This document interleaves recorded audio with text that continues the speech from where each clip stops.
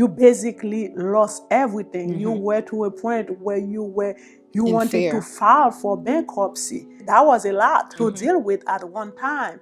There were people who will just plunge themselves into alcohol and drugs. And that's a good point that you mentioned, because one of the things that was key in writing the book, I'm trying to target the person who wants to survive it legally and morally.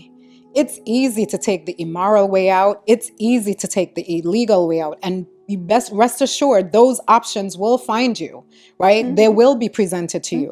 So this is the course for somebody who really wants to stay morally clean and legally on the right side and still get through the hardship that way. Oftentimes for those who will seek, either drugs or alcohol, whatever substance that they Mm-hmm. may prefer, it's not because they really know that, hey, let me rephrase, because I don't know the reason why people do Right. things. But one thing that I'm sure about is like they try to To numb numb the pain. the pain Mm-hmm. at that moment.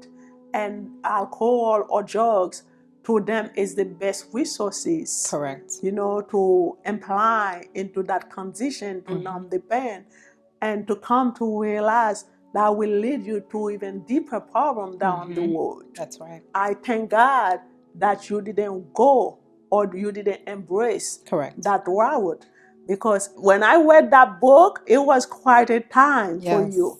But thanks God, you overcome all those challenges. Yeah. So at that time, were you already an architect or you were in school? No, I'd already been in the industry for many years. Yeah, I'd Oh, already been. okay.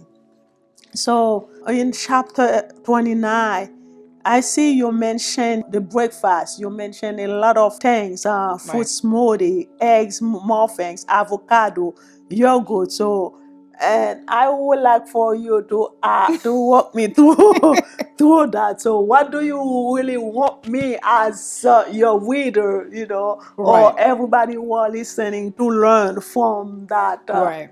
chapter? So that chapter, I think, is entitled like budget friendly meals and thrifting, thrift shopping, right? So the whole point is when you're going through this is to show that trying to eat healthy, you could still do that in an economic way. So that piece with the recipes, the breakfast, lunch, and dinner recipes were called like $5 recipes, and just trying to give some ideas of if you buy off-brand products and you have simple ingredients, just a few ingredients, how can you make healthy, satisfying meals even at that time? And so it was just to give some ideas for somebody who don't have the creativity.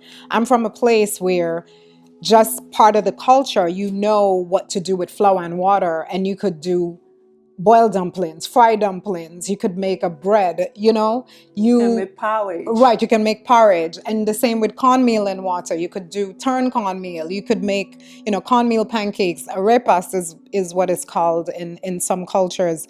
You have, that creativity was built into my cultural upbringing. So I just wanted to share ideas for people who may not have that at their disposal. Just don't focus on the brand names, and also point them to spaces where they can get vegetables and different staples at a lower cost, even sometimes in a slightly imperfect state, but where you can still navigate that period and still stay on a health course with whatever little resources you have.